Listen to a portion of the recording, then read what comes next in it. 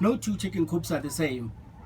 Form usually follows function. Sometimes function usually follows form.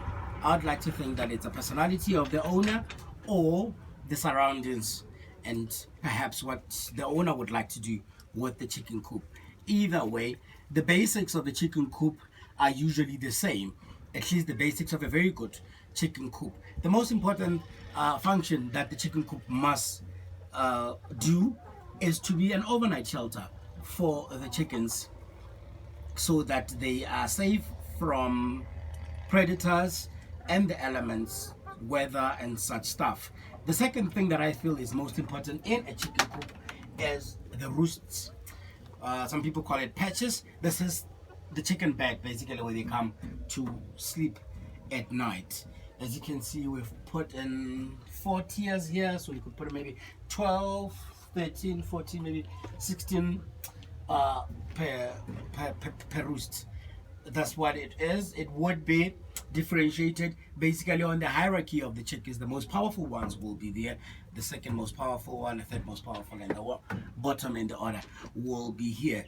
You need to have a form of a catchment area underneath your chicken, underneath the roost, because during the night chickens do a lot of drop-ins, so they have to fall onto a safe area. We have used the PVC ceiling pipes. These are offcuts when we were doing our ceiling, so that you can easily pick them up and then scrape the chicken poo off, which you can use as chicken manure in your garden. It's very good for leafy greens such as spinach, mustard, that sort of thing.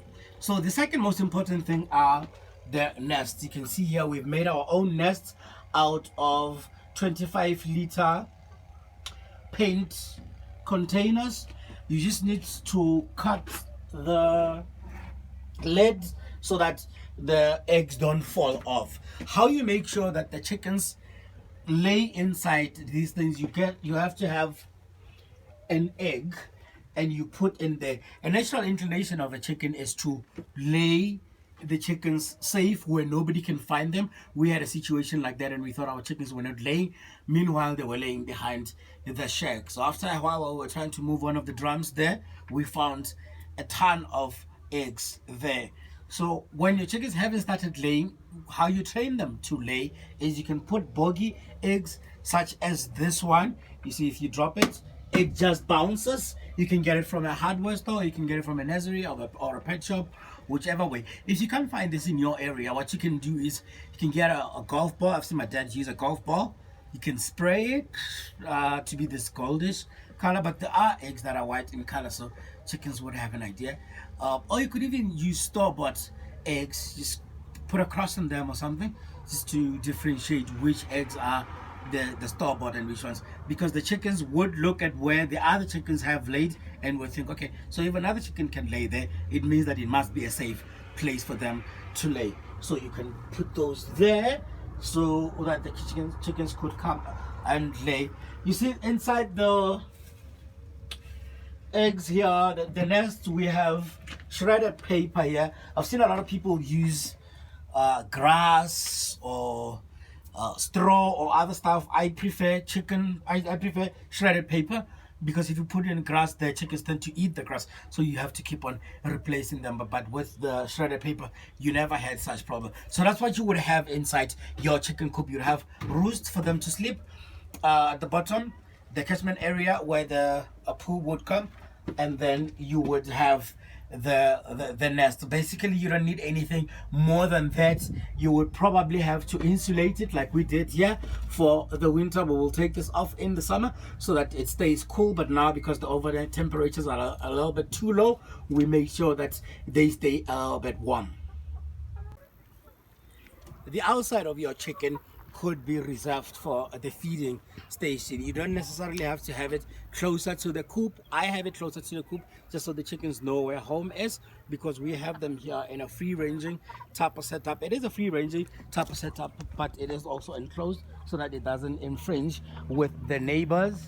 They don't go into the street, and also they don't go into our yards, because we have backyards garden in there. We have a vegetable garden there. So the chickens tend to like what you like, so they'll go in there. So we kind of have them in here. They're not in a cage, but they're also not like free ranging as they would be in the wild. So we have made these feeders made out of PVC pipe for plumbing. Basically what you do is you put feed at the top here, and then it trickles down as the chickens are feeding. As you would see there, it would trickle down. If you could have a look at the top in here, we have just filled this one. It would go down in stages until it, but we never let it run up until that point.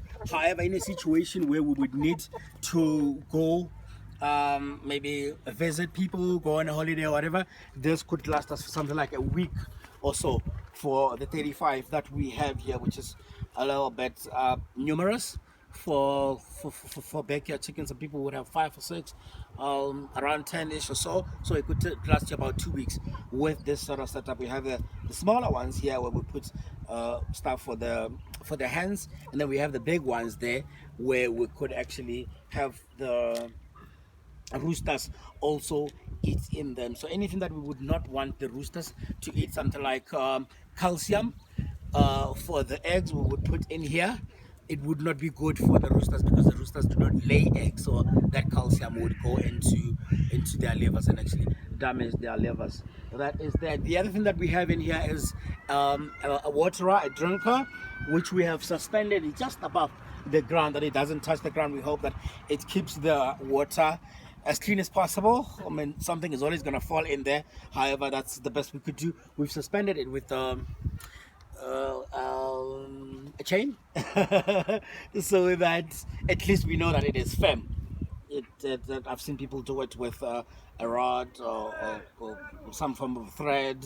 This thing is a little bit too heavy for that, but it can keep this. The other thing that we have here is what we call the medicine cupboard. Basically, we put our medicine here, our homemade concoctions of garlic, of chili, sometimes syrup, that sort of a thing. We put them in here to get rid of the worms. We do organic chicken, so we don't use any fertilizers, we don't use anything to perhaps make them fat or anything like that, but we have to deal with some of the illnesses that the chickens, at least boost their immune system as well. So you can put 3 different ones. You can have maybe a clean water in here, you could have a garlic mixture here, maybe a chili mixture here, to deal with whatever infections the chickens might be dealing with. So this is what a chicken coop would be. Basically, you would have a run here, you would have a run there, and they would sleep in here. If you want to have free range chickens, I think this is the basics thereof. Try and follow my YouTube channel.